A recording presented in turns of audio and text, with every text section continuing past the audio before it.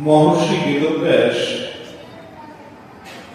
श्रीमद् भागवती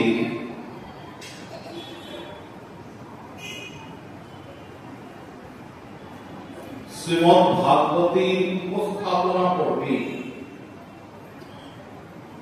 বলছেন একটি অদ্ভুত শ্লোক রচনা করেছিলেন।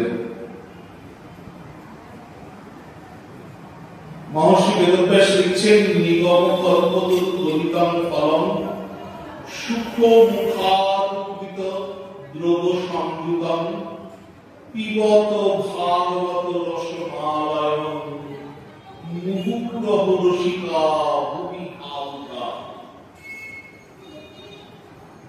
কি বলছেন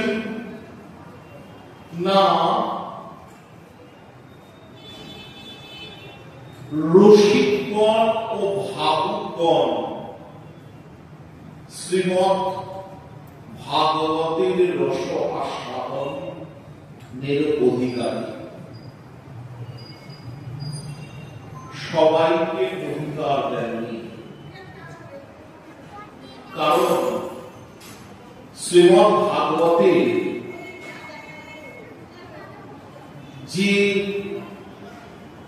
বিশেষ রসের ফলধারা, শ্রীমদ্ ভাগবতে যে বিশেষ রস আস্বাদন করা হয়েছে তা রসিকগণ আর ভাবুকগণ ছাড়া আর কারোর পক্ষে অনুধাবন করা সম্ভব নয়।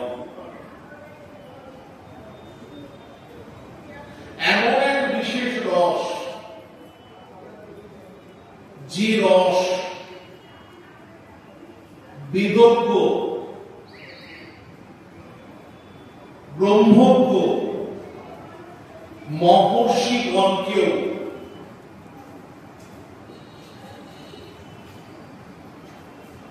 ছুঁড়ে কেড়ে নিয়েছে, বেদজ্ঞ ব্রহ্মজ্ঞ মহর্ষিগণকেও তাদের চিন্তার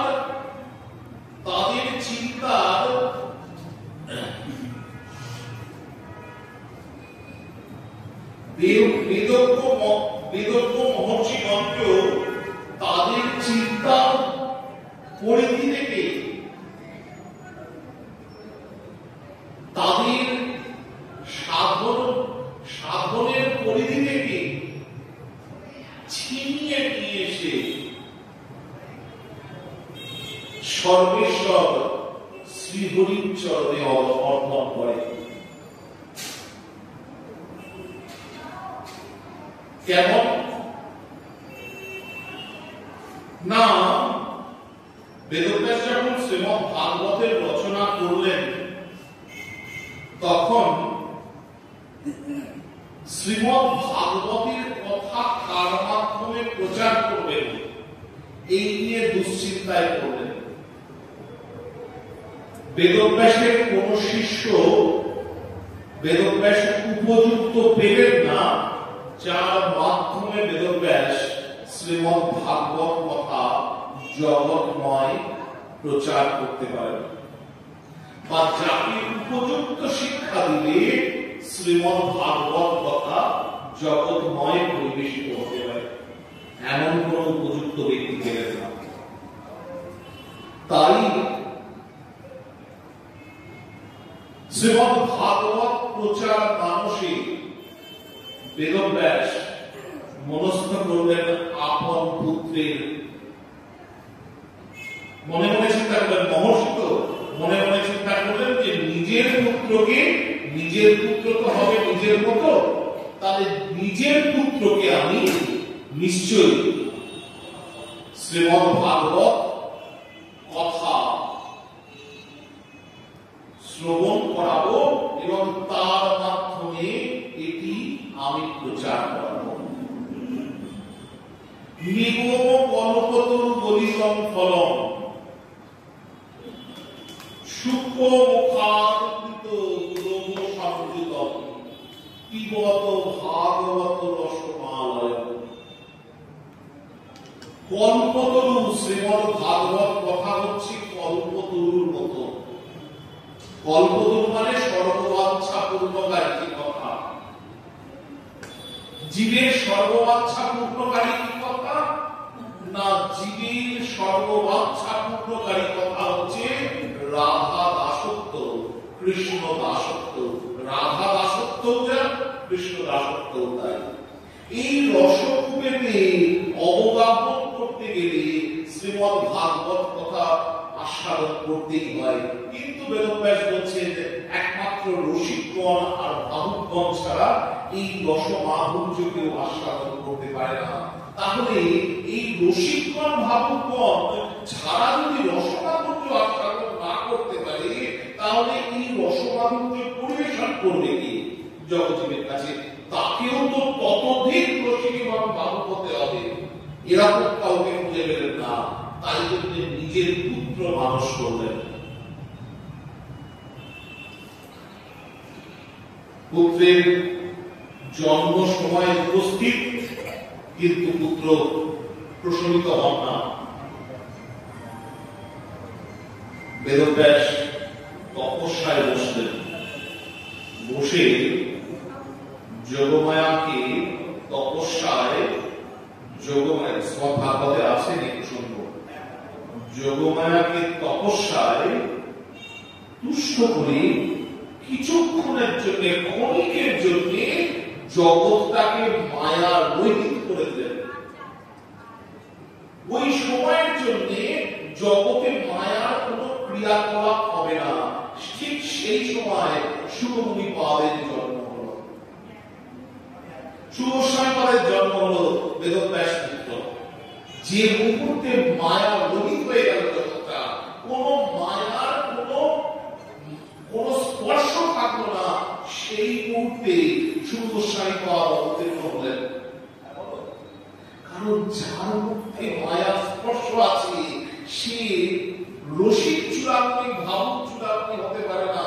আর তার মুখ দিয়ে শ্রীমদ্ ভাগবত কথা প্রচার হতে পারে না। তাই মায়া রহিত করে শুভ গোস্বামীপাদের অবতারণা হলো। শ্রীমদ্ ভাগবতের প্রসঙ্গ আছে। কিন্তু শুভ গোস্বামীপাদ মাতৃগর্ভ থেকে বেরিয়ে ব্রহ্মজ্ঞানী, তো মায়া রহিত ব্রহ্মজ্ঞানী, মায়ার কোন বস্তু স্পর্শ করে না, দিগম্বর মাতৃগর্ভ থেকে বেরিয়েই চলে গেলেন মনের মধ্যে। সেই পরব্রহ্মের তপস্যার জন্য বেদব্যাস পুত্র পুত্র পুত্র, হে পুত্র, আমার কথা শোনো, তোমার উপনয়ন হবে, তোমাকে আমি শিক্ষা দেব, উপযুক্ত শিক্ষা দেব, তুমি এসো শোনো। কারণ বেদব্যাসের উদ্দেশ্য ছিল কি? না, শ্রীমদ্ ভাগবত কথা জগৎময় ব্যক্ত করা। তার জন্য উপযুক্ত রসিক চূড়ামণি, ভাবুক চূড়ামণির দরকার। জন্মগ্রহণ করলো ঠিকই, কিন্তু যেহেতু মায়া রহিত, সেহেতু সে ঘরে থাকতো না, বেরিয়ে চলে গেল। কারণ গৃহ মানেই হচ্ছে একটি বন্ধন, সেই বন্ধন হচ্ছে মায়ার বন্ধন। তাই মায়ার বন্ধনের মধ্যে কে পুত্র খানে শুনতে পারছে না। ষোড়শাইবা, কিসের সঙ্গে তোমার আমার সম্পর্ক? তুমি কে পিতা, আমি তোমার কে পুত্র? একমাত্র পিতা হচ্ছে পরমেশ্বর, আর সর্বজীব জগৎ হচ্ছে তার পুত্র। মায়া মায়াতীত রূপে বেরিয়ে গেলেন।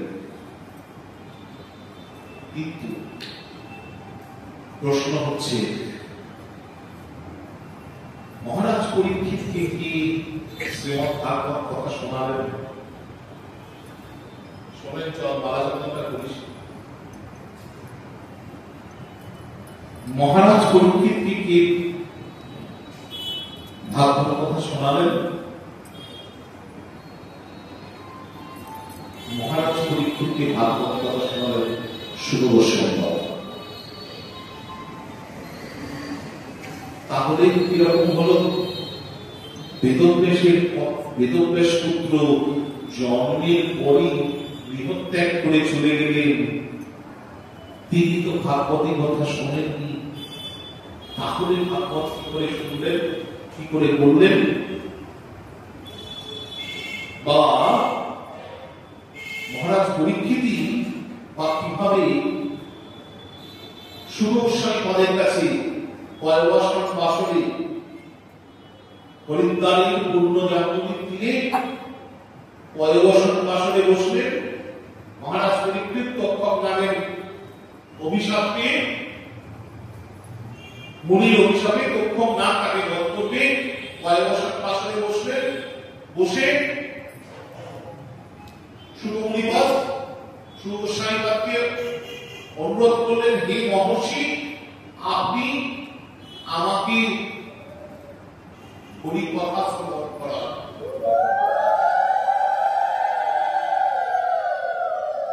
আগামী 7 দিন বাদে তক্ষকের দংশনে আমার মৃত্যু হবে। আমি 7 দিনের সময় নষ্ট করতে চাই না। 7 দিনের একটি পলও যেন আমার হরি কথা শ্রবণ ছাড়া না যায়, হরি গুণ কীর্তন ছাড়া যেন আমার কর্ণে কোনো আর কথা প্রবেশ না করে। পয়বাসন বাসনে বসলেন সুগোস্বামীপদ, বসলেন উচ্চ আসনে, গুরু আসনে, বসে শ্রীমৎ ভাগবত কথা পরিবেশন করলেন। সেই আসরে ভারতবর্ষের তৎকালীন দিনের যত মুনি ঋষি মহর্ষিগণ সবাই উপস্থিত ছিলেন। কিন্তু সুগোস্বামীপদ তো চলে গেছেন। তাহলে ভাগবতী কথা শ্রবণ করলেন কি করে? সুগোস্বামীপদ তো জন্মের পরে চলে গেলেন ঘর থেকে, বনে গিয়ে ভজন করছেন, বনে গিয়ে তপস্যা করছেন পরমেশ্বর ভগবানের। এমন সময় সুগোস্বামীপদের কর্ণে একটি শ্লোক পৌঁছল। শ্লোকটি কি না? ভাগবতের এক বিখ্যাত শ্লোক, যে শ্লোকের রসমাধুর্যে আকৃষ্ট হয়ে সুগোস্বামীপদ পিতৃ আশ্রমে ফিরে এলেন এবং এই রসভর্ম ধারার উৎস খুঁজতে খুঁজতে পিতৃ আশ্রমে ফিরে এলেন এবং এই রসভাণ্ডটি আস্বাদন করলেন। কি শ্লোক না? অহো বকৈজং স্তনকারকূটং জিঘাংসায়া পয়দো পাশাদ্ধি লেভি গতিং ধাত্রচিত্তং ততহন্নং কং বা দয়ালুং শরণং ব্রজে। কি বলছেন? বলছেন অহো বকৈজং স্তনকারকূটং জিঘাংসায়া পয়দো পাশাদ্ধি।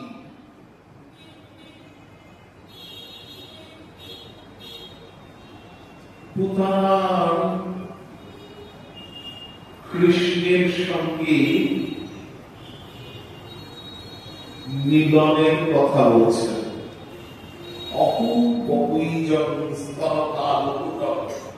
রাক্ষসী কি করেছিলেন না? রাক্ষসী স্তনেতে কালকূট বিষ লাগিয়ে সুন্দর গোপ রমণীর দেশ ধরে গোবিন্দের কাছে এসেছিলেন।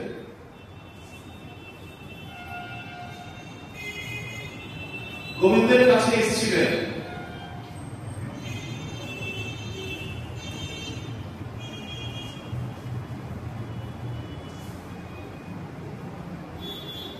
কিভাবে? না স্তনেতে কালকুট বিষ লাগে। গোবিন্দ যখন ঘরের মধ্যে ওই বাচ্চাদের যে খাট হয়, সবে তো তখন 2 দিন না 3 দিনের বালক, 2 দিনের বালক, হাত পা ছুড়ে খেলছে, আর মাঝে মধ্যে খিদে পাচ্ছে, খিদে উঠছে। নন্দ যশোদা মা গোবিন্দকে কোলে নিয়ে আদর করছেন। পুতানা এসছেন। পুতানা এসে যশোদা মাকে বলছেন যে মা গো, তোর সন্তানটাকে আমাকে একটু দে।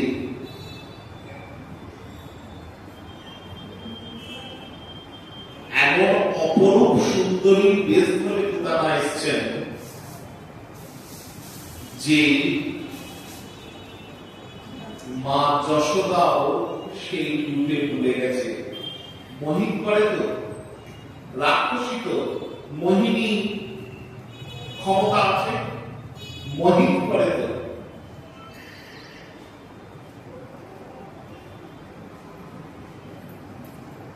কি উদ্দেশ্য নিয়ে এসেছিলেন পুতানা রাক্ষসী?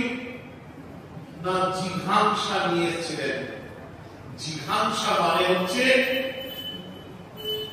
হত্যা করার ইচ্ছে বা হিংসা নিয়ে এসেছিলেন।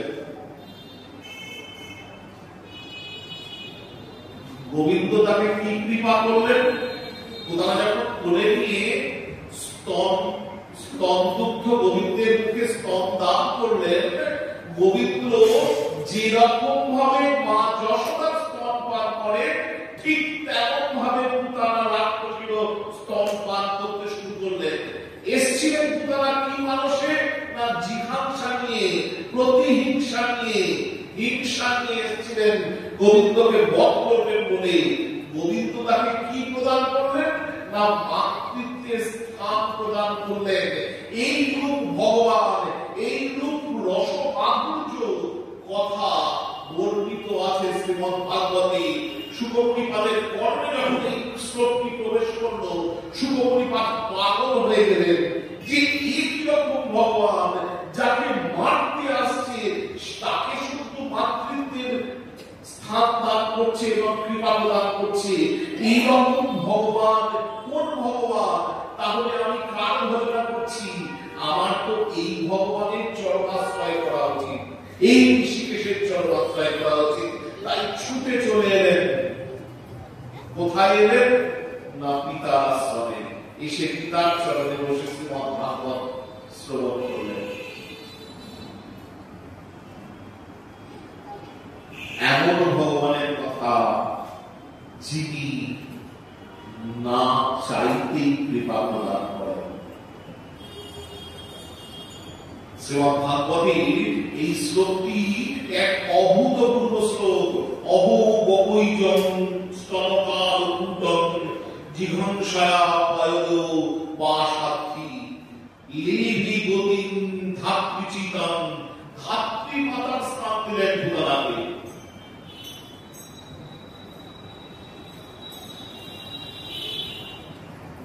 এই সুখমণিপাদ শ্রীমদ ভাগবতের রস মাধুর্য নিজ অন্তরে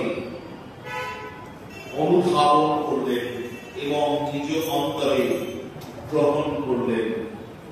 করে কি করলেন?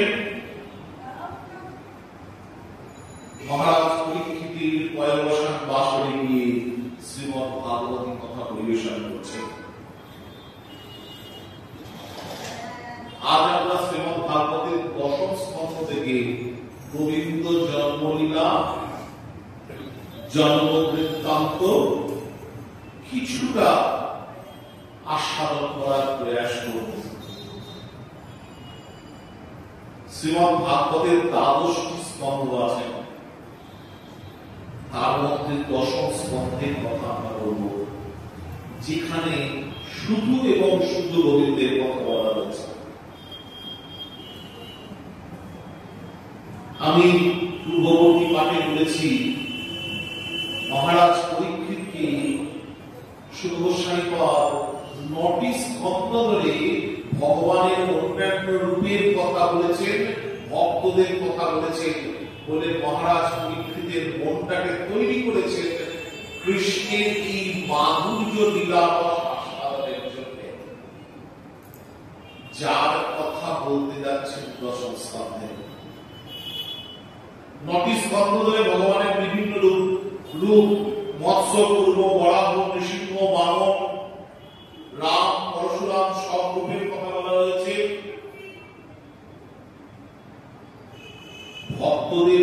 ভক্তদের কথাও বলা হয়েছে। মহর্ষি ভরত আদি ভক্তদের কথাও বলা হয়েছে। ভক্ত চরিত বলা হয়েছে, ধ্রুবর চরিত, প্রহ্লাদের চরিত, মহর্ষি ভরতের চরিত, এদের কথাও বলা রয়েছে।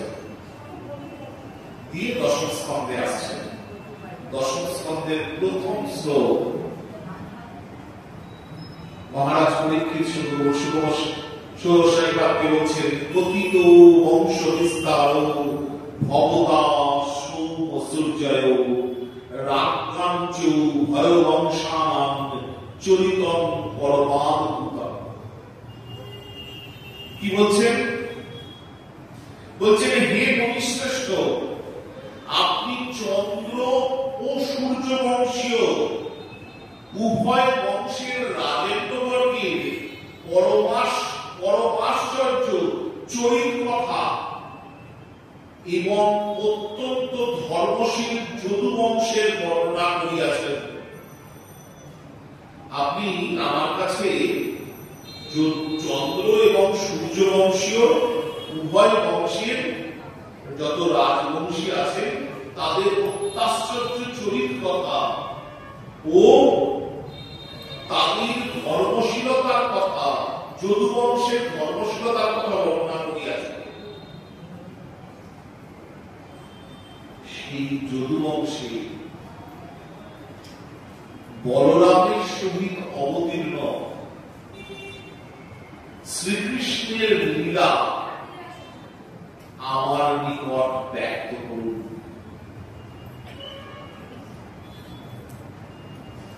কথিত বংশ বিস্তার ভবদাস সূর্যয় রাজ্ঞাঞ্চ ভয়বংশান চরিতম পরমাদ্ভুতম।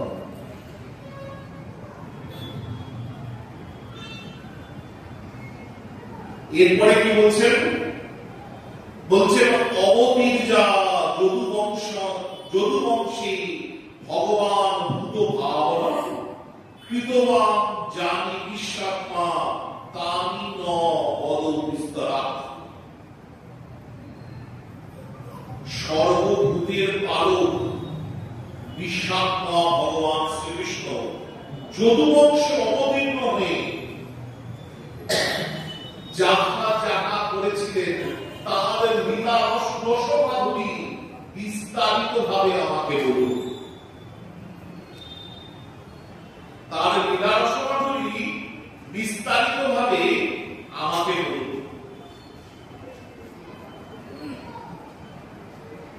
এবার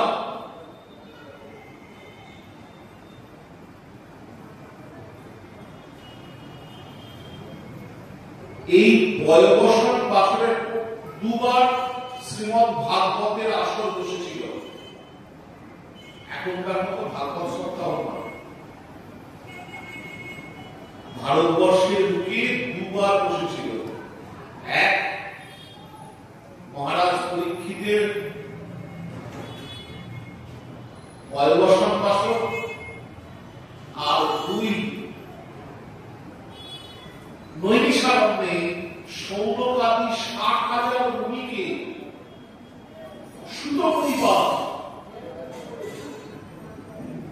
শ্রীমদ্ ভাগবতী কথা শ্রবণ করিয়েছিলেন।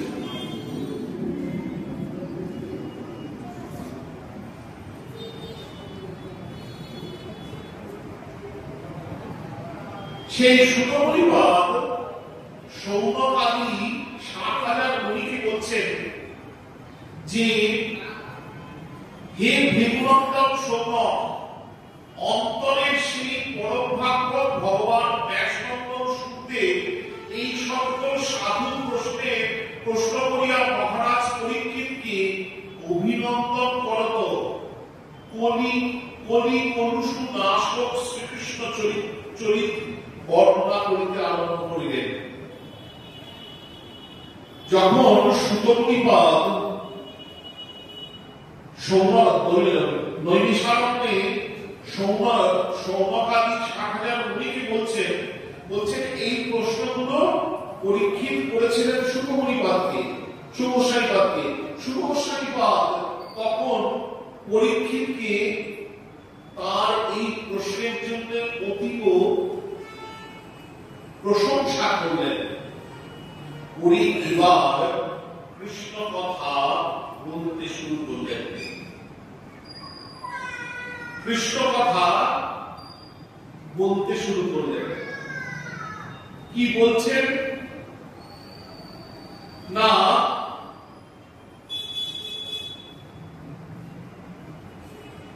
বলছেন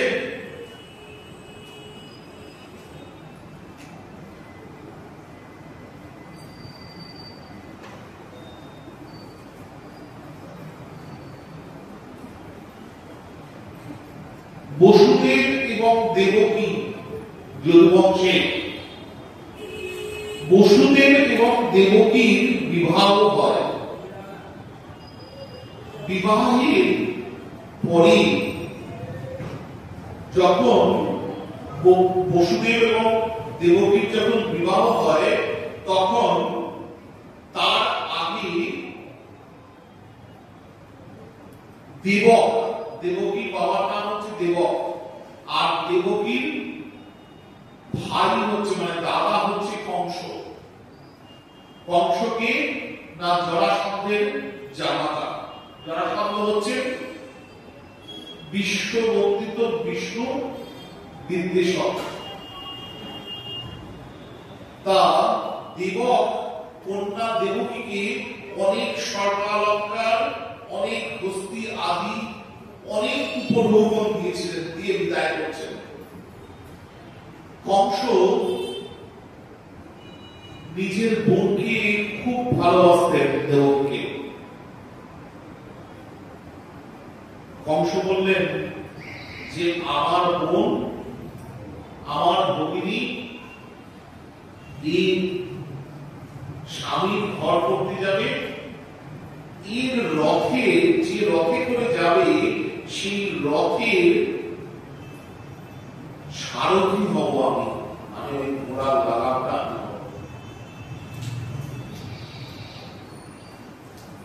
কংস ঘোড়ার লাগাম ধরে বসলেন। এমন সময় আকাশ থেকে দৈববাণী হল। ভাগবতে বলছেন প্রতি পথি পত্রহীনং কংস মা ভাষা ভাষরিণী বাক অশ্বাত্মা অষ্টম গর্ভ অন্তার জান বহসে বুধ।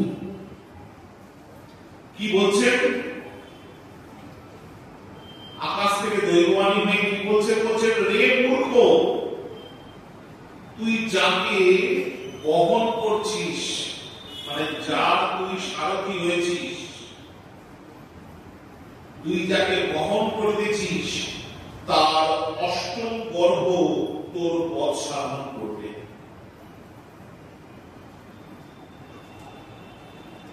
আকাশ থেকে দৈববাণী হল। কংস বললেন, কংস তো এমনি উগ্র বিরাজের ছিলেন। কংস বললেন তাই তো দৈববাণী হয়েছে, তার মানে আমার ভগ্নী দেবকীর অষ্টম গর্ভের যে সন্তান হবে সে আমাকে বধ করবে, তাহলে আমি মূলচ্ছেদ করে দিই। তরোয়াল বার করলেন, করে দেবকীকে চুলের মুঠি ধরে নামিয়ে হত্যা করতে গেলেন। বসুদেব এসে বড় জোরে পায়ে করলেন, করে বললেন যে তুমি উচ্চ জাত, তুমি যদি এরকম নিষ্কর্ম করো, তুমি যদি এরকম দুষ্কর্ম করো, সেটা তোমার শোভা পায় না। তোমার মতো বীরের শোভা পায় না যে এক নিরীহ স্ত্রীকে হত্যা করা। এরকম ভাবে বসুদেব অনেক প্রবোধ বাক্য দিলেন। কংস কিছুতেই মানছেন না, কোন কথা কংস শুনছেন না, কিছুতেই মানছেন না। তখন বসুদেব ঠিক করলেন যে দেবকীকে বাঁচানোর একটাই রাস্তা, কি না কংসের কাছে আমাকে সমর্পণ করতে হবে। বসুদেব বললেন যে ঠিক আছে, একটা কাজ করো, যতদিন না আমাদের অষ্টম গর্ভের সন্তান জন্ম ভূমিষ্ঠ হচ্ছে, ততদিন আমরা তোমার কাছে বন্দী থাকবো, আর সন্তান হলেই তোমার হাতে তুলব। যদিও আমাদের প্রাণটি দগ্ধে দগ্ধে দগ্ধে যাবে, কিন্তু তাও আমি কথা দিলাম তোমার হাতে আমাদের সন্তানকে তুলব। শ্রীমদ্ ভাগবতের বর্ণনা আছে, একটি করে সন্তান হচ্ছে, কংসের হাতে তুলে দিচ্ছে, কংস তাকে হত্যা করছে। একটি করে সন্তান হচ্ছে, কংসের হাতে তুলে দিচ্ছে, কংস তাকে হত্যা করছে। এমন করতে করতে সপ্তমবার গর্ভবতী হয়েছে দেবকী। শ্রীমদ্ ভাগবত বলছেন, সপ্তম বৈষ্ণবম ধাম জমন্তং প্রচক্ষতে গর্ভ বভূব দেবকা হর্ষ শোক বিবর্ধনা। সপ্তম গর্ভে কি এলেন দেবকী গর্ভে? না সাক্ষাৎ সংকর্ষণ, বলরাম সাক্ষাৎ সংকর্ষণ এলেন সপ্তম গর্ভে।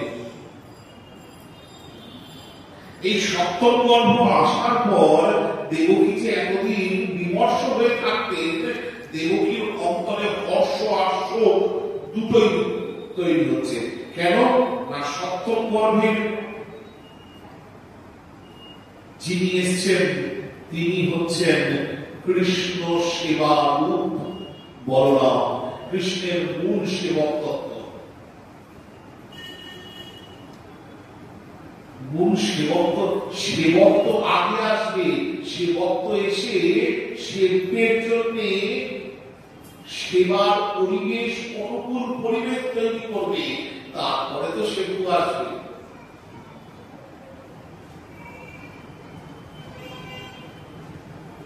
খেলার ভূমি যদি তৈরি না হয়, তাহলে খেলোয়াড় খেলবে কোথায়? খেলোয়াড় তো গোবিন্দ, তা খেলার ভূমিটা তো আমার বলরাম। গোবিন্দের ছত্র চামর বসন ভূষণ পাদুকা আহার্য শব্দ আমার বলরাম। সেই সংকর্ষণ গর্ভস্থ হলেন সপ্তম গর্ভে। শ্রীমদ্ ভাগবতে বললেন, সপ্তম বৈষ্ণবম ধাম জমন্তং প্রচক্ষতে গর্ভ বহুবদ দেবকা হর্ষ শোক বিবর্ধনা। হর্ষ হলো দেবকীর অন্তরে, আবার শোক হলো কারণ পূর্ববর্তী 6টি সন্তান তিনি হারিয়েছেন।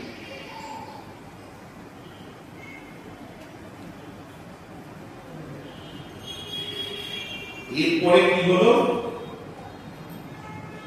না, এরপরে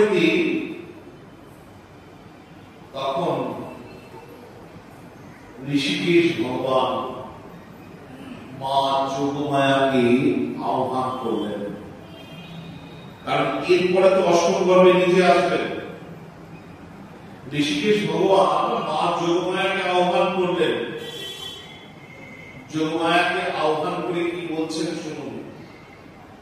বলছেন, গচ্ছ দেবী ব্রজভদ্রী গোপ গভীর লঙ্কুতম রোহিণী বসুদেবস্য ভার্যা হনন্দী নন্দ গোকুলী অনাশ্চ কংস সংবিঘ্ন বিবরেষু বসন্তি।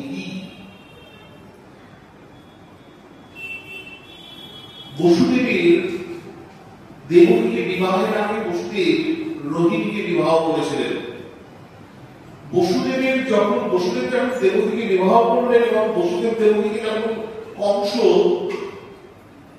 কারাগারে অবরুদ্ধ করলেন, তখন বসুদেবের প্রিয় বন্ধু হচ্ছেন নন্দরাজা। নন্দরাজা রোহিণীকে নিয়ে চলে যান এবং নিজের কাছে রাখেন। রোহিণীও নন্দালয়ে থাকতেন, যদিও রোহিণী হচ্ছেন বসুদেবের স্ত্রী।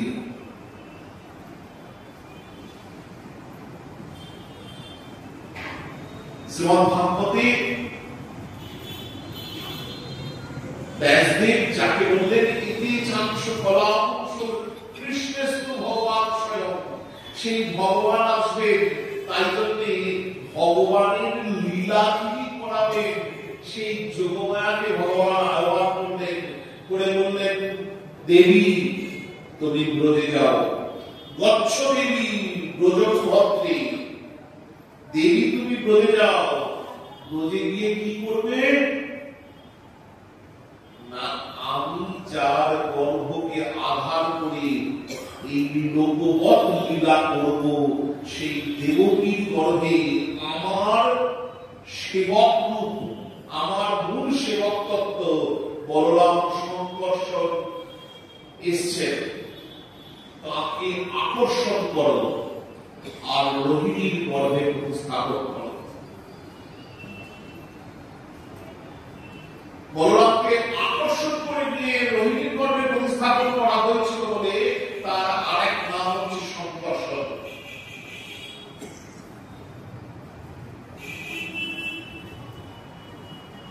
তিনি সকলের জন্য আনন্দ ঘন মুক্তি, সবাইকে রঙিন করে রাখেন বলে তার নাম হচ্ছে রাম। আর তিনি অতীব বলশালী, তার সঙ্গে বড় পরাক্রমে কেউ পেরে ওঠে না, তাই তার পুরো নাম হচ্ছে বলরাম সংকর্ষণ। মা রোহিণীর গর্ভে সংকর্ষণ এলেন। দেবকা জঠরে গর্ভ সেই সাক্ষাৎ মামকম তৎসন্নিকৃষ রোহিণা উদরে সন্নিবিষয়ে। দেবকীর গর্ভ থেকে সপ্তম গর্ভকে আকর্ষণ করে নিয়ে রোহিণীর গর্ভে প্রতিস্থাপন করা হলো। পূর্ববাসীগণ রোহিণীর গর্ভপাত হয়েছে, সংকর্ষণ এসে রোহিণীর গর্ভ থেকে আবির্ভূত হলেন। এরপরে কি বলছেন, যোগমায়াকে যখন এই নির্দেশ দিচ্ছেন গোবিন্দ, তখন যোগমায়াকে বলছেন, অথাহ বংশ ভাগিন দেবকা পুত্রতাং শুভে প্রাপ্তমি তম যশোদায়া নন্দ পদ্মাত ভবিষ্যসি। শুধু তুমি এই কাজটা করবে না, দেবকীর গর্ভ সংকর্ষণ, দেবকীর গর্ভ আকর্ষণ করে রোহিণীর গর্ভের প্রতিস্থাপন তুমি করবে না, তুমি এটা করবে কারণ আধারটাকে খালি করবে, তারপরে আমি দেবকীর গর্ভে অবস্থান করব, আর তুমি নন্দ রাজার স্ত্রী যশোদার গর্ভে অবস্থান করবে।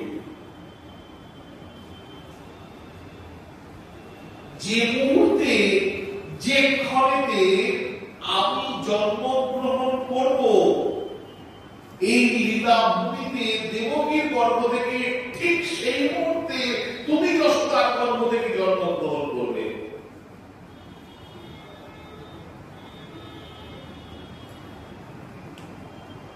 অথাহ সৌভাগেন দেবকা পুত্রকাম শুভে প্রাপ্তস্বমী তম যশোদায়া নন্দ পদ্মান ভবিষ্যসি। এরপরে ভগবান আশীর্বাদ করছেন যোগমায়াকে। কি বলছেন? বলছেন যে তুমি এই কার্যটি করার জন্য পুরস্কৃত হবে। কিরকম পুরস্কৃত হবে? না,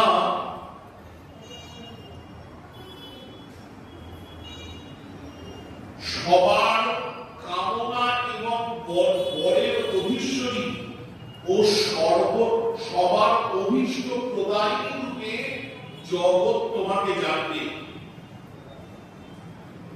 পৃথিবীতে মনুষ্যগণ তোমার পূজা করবে। কি কি রূপে পূজা করবে? না, দুর্গা, ভদ্রকালী, বিজয়া, বৈষ্ণবী, কুমুদা, চন্ডিকা, কৃষ্ণা, মাধবী, কর্ণকা, মায়া, নারায়ণী, ঈশানী, শারদা, অম্বিকা প্রভৃতি নামকরণ দিয়ে এক একটি অভিষ্ট কারণে তোমার পূজা করবে। শ্রীমদ্ ভাগবতে বলছে গোবিন্দ এই কথা, স্বয়ং ভগবান বলছে, নাম ধ্যানি পূর্ববর্তী স্থানানি চরুরা ভূমি দুর্গেতি ভদ্রকালীতি বিজয়া বৈষ্ণবী চ কুমুদা চন্ডিকা কৃষ্ণা মাধবী কন্যা কীর্তি চ মায়া নারায়ণীশ্বরী শারদেত্ব প্রীতি চ।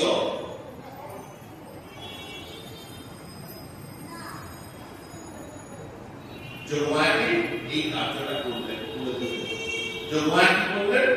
সংকর্ষণকে আকর্ষণ করে রোহিণীর গর্ভে প্রতিস্থাপন করলেন। ও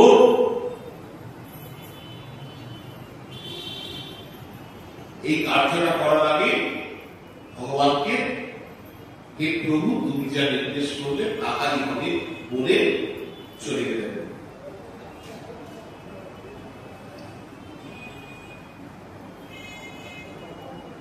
এরপরে স্বয়ং ভগবান দেবকীর গর্ভে আসছে।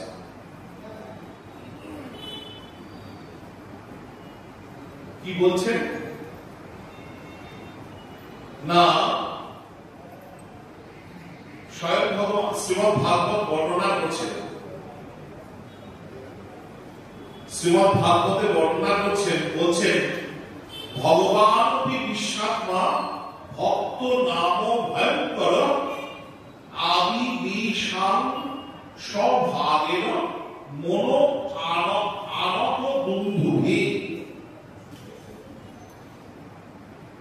বসুদেব তো শুদ্ধ আত্মা, বসুদেবের পূর্ব পরিচয় হচ্ছে সুরত প্রজাপতি, আর দেবকীর পূর্ব পরিচয় হচ্ছে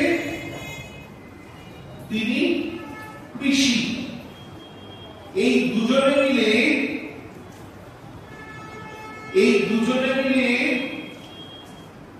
অহর্নিশি কৃষ্ণ ধ্যান করেছিলেন, ভগবানের তপস্যা করেছিলেন। তারা অহর্নিশি ভগবানের তপস্যা করেছিলেন। তারা গাছের পচা ফল পাতা খেয়ে জীবন ধারণ করেছিলেন, কিন্তু তপস্যা থেকে সরে যাননি। তাই ভগবান তাদের মনস্কামনা পূর্ণ করেছিলেন। তারা একটি বর চেয়েছিলেন ভগবানের কাছে, তোমাকে যেন আমরা পুত্র রূপে পাই। তাই তাদের মনস্কামনা পূর্ণ করার জন্য ভগবান যাকে বলা হলো ইতি চাক্ষু পরামর্শ পুংস কৃষ্ণের ভগবান স্বয়ং সর্বমঙ্গলময় জগৎ মঙ্গলময় হই বসুদেব দেবকীর পুত্র রূপে জন্মগ্রহণ করেছেন। কিরকম ভাবে আছেন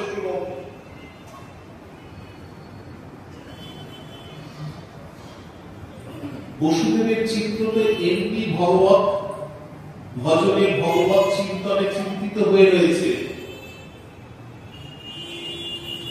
সেই চিত্তের মধ্যে সাক্ষাৎ হরি দর্শন দিলেন। ভক্তের হৃদয়তে ভগবান এসে দর্শন দেন। বসুদেবের হৃদয়তে ভগবান এসে দর্শন দিলেন। তাই বলছেন শ্রীমদ ভাগবতে, ভগবান বিবিশাত্মা ভক্ত নাম ভয়ঙ্কর অবিবেশান স্বভাগের মন আনন্দ দুন্দুভে।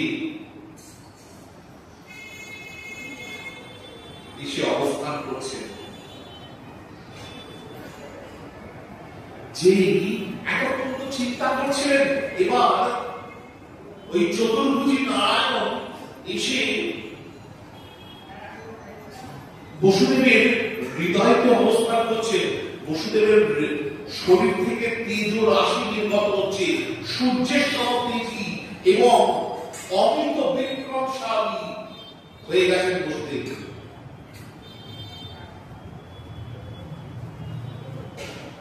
এবার কি হলো না,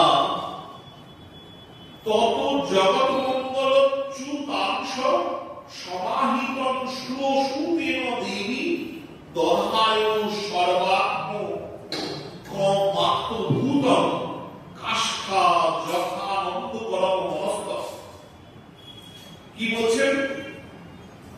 বলছেন বসুদেব কি করলেন? বসুদেব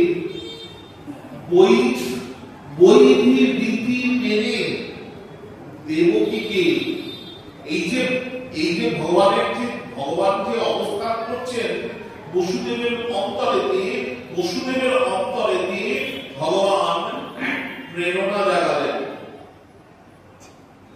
জাগিয়ে ভগবান বসুদেব দেবকীকে বৈধি রীতি মেনে বিধিবৎ দীক্ষা দান করলেন। কোন মন্ত্র দীক্ষা দিলেন না, ভগবান বসুদেবের অন্তরে বসে যে মন্ত্র বসুদেবকে দিয়ে দেবকীকে জ্ঞান বাড়ালেন। শ্রীমদ ভাগবতে বলছেন এই কথা। যে দেবকীর কর্ণে ওই মন্ত্র প্রবেশ করলো, শুদ্ধ মাত্র তো যেই দেবকীর কর্ণে ওই মন্ত্র প্রবেশ করলো, দেবকীর শরীরটি ভগবানের আধার রূপে তৈরি হয়ে গেল। এই ভগবান এসে দেবকীর পর্বতে অবস্থান করলেন। দেবকী অষ্টক পর্বত তৈরি হল।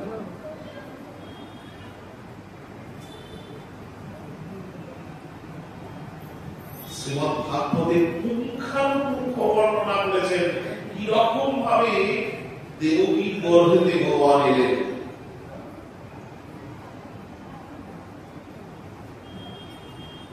যে প্রতিচ্ছবি, যে ভগবানের প্রতিচ্ছবি বসুদেব হৃদয়কে ধারণ করলেন, সেই ভগবানের প্রেরণায় দেবকীকে দীক্ষা দান করলেন। সেই স্বরূপে ভগবান দেবকীর গর্ভেতে প্রবেশ করলেন। শ্রীমদ ভাগবতে বলছেন, সা দেবকী সর্বজগৎ নিবাস ভৃত্য নিতরাং রেচে ভোজেন্দ্র গৃহে হোতি শিখে রুদ্ধা সরস্বতী জ্ঞান খনি যথাশক্তি। বলছি কিরকম হয়েছে জানেন দেবকীর অবস্থা? না, যদি কোন কলসির মধ্যে আগুন জ্বলে আর সেই কলসিটার মুখটা যদি আপনি ঢাকা দিয়ে দেন, তাহলে কলসি থেকে ঠিকরে বেরোতে চাইবে, অথবা কোন জ্ঞানী ব্যক্তি সরস্বতীর আশীর্বাদে তার জ্ঞান ভান্ডার এখন সেই জ্ঞানটা বিলোতে চাইছে, কিন্তু তার মুখটা বন্ধ রেখেছে কোন একটি কারণে, তার মধ্যে থেকে জ্ঞানের যে ছটাটা বেরোয় দেবকীর শরীরে, সেই ছটাটা দেখা যাচ্ছে। আর কেউ বুঝতে পারো আর না পারো, কংস কিন্তু খেয়াল করছে।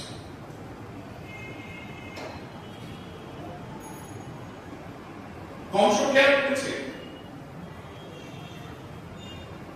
এবং কংস খেয়াল করে দেবকীকে কংস দেখছেন যে দেবকী এত প্রফুল্ল রয়েছে করে, ছটা সন্তানকে আমি মেনে দিয়েছি, একটা সন্তান গর্ভপাত হয়েছে, তারপর দেবকী এত প্রফুল্ল করে। ঠিক এই অষ্টম গর্ভে আমাকে যে বধ করবে সে নিশ্চয়ই আসছে। এবার কংসের হাতে কিন্তু উপায় ছিল, কংসের হাতে উপায় ছিল। ওই সময় দেবকীকে মেরে দিতে পারত, তাহলে অষ্টম গর্ভেরই কোনো প্রয়োজন হতো না, মূলটাকে ছেড়ে ফেলে দিতে পারত। কিন্তু ভগবান আসবেন তো একটু দাম। হ্যাঁ, গোপীরা কি বলতেন কৃষ্ণকে? চতুর চূড়ামণি। হ্যাঁ, এবং তার থেকে বড় চতুর্থ তো আর কারোর মধ্যে নেই। তার জন্ম সময় থেকেই চাতুর্য করছে।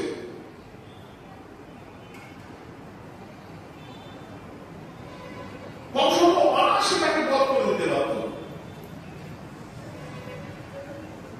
কংস অনায়াসে তাকে বধ করে দিতে পারত, কিন্তু কংস সেই কথা করলেন না, সে কাজ করলেন না।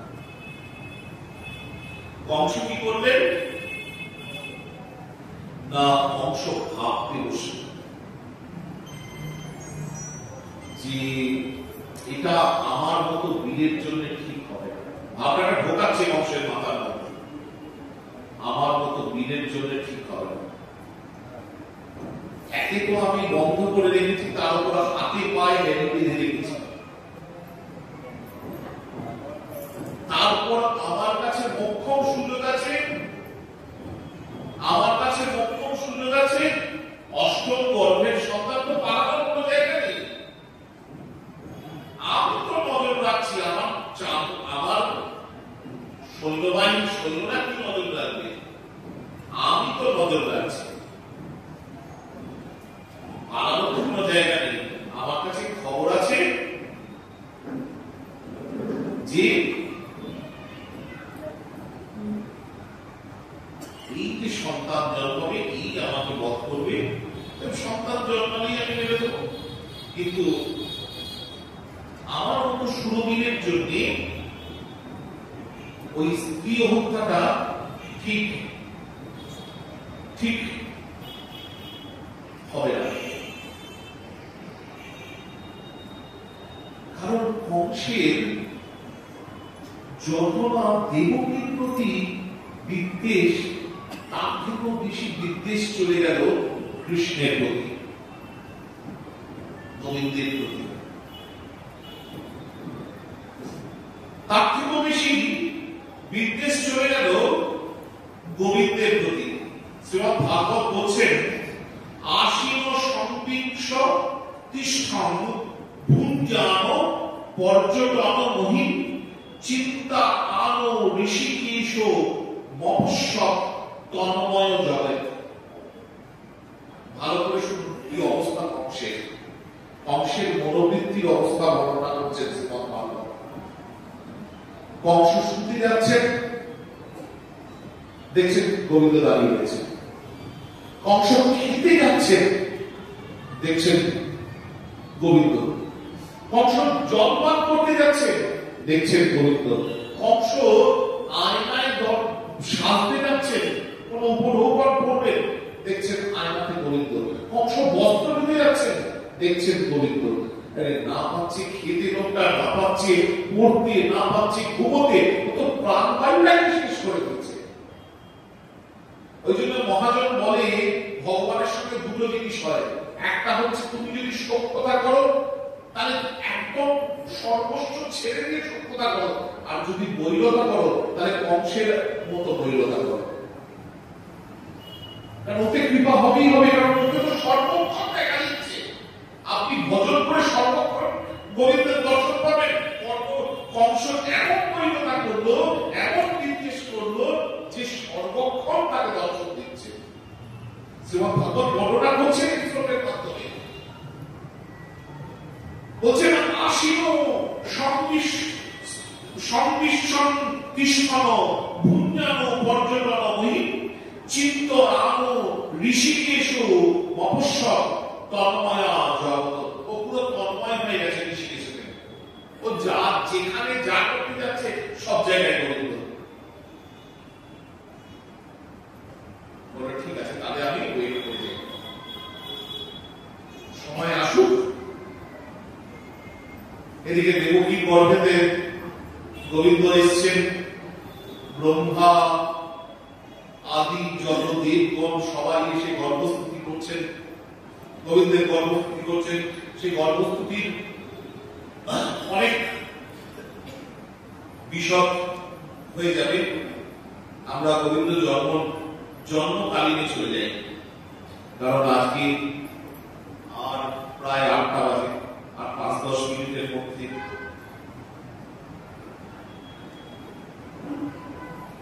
গোবিন্দ জন্মস্থান।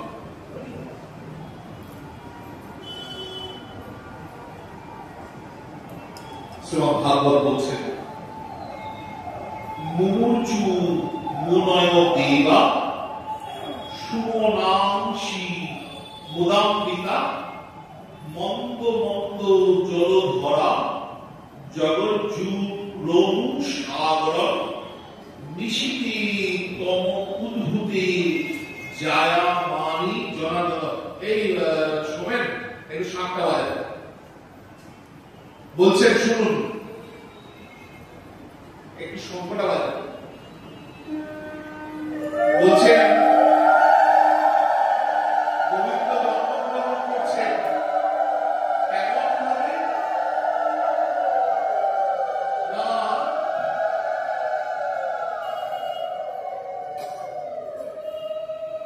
না সমগ্র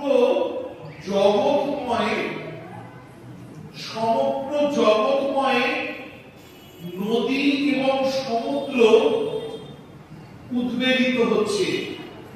গাছে নব নব ফুল এসছে, ওই অপরাত্রিত পাখির কুঞ্জন শোনা যাচ্ছে, মলয় পবন বইছে।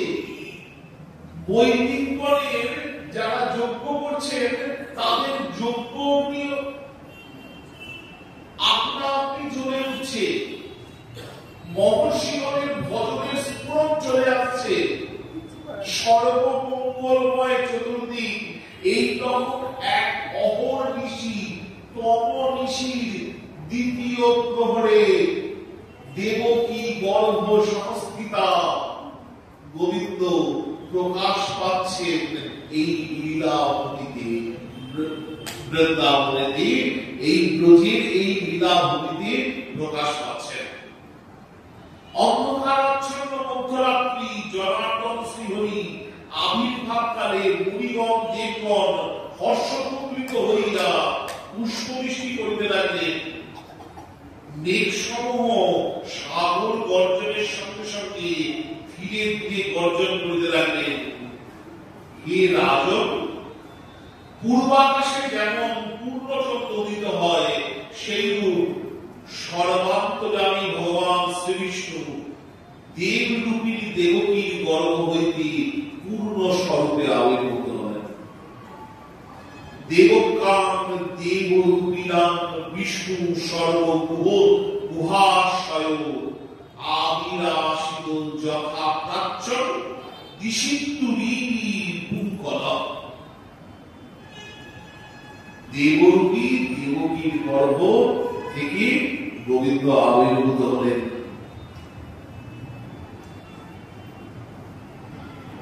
আজ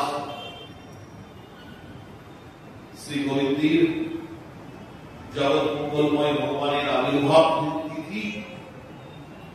আমরা জগৎ মঙ্গলময় ভগবানের আবির্ভাব লীলা শ্রীমৎ ভাগবত অবলম্বনে শ্রবণ করলাম। আজকে জন্মাষ্টমী শ্রীমৎ রাধানাথের জন্ম তিথি উপলক্ষে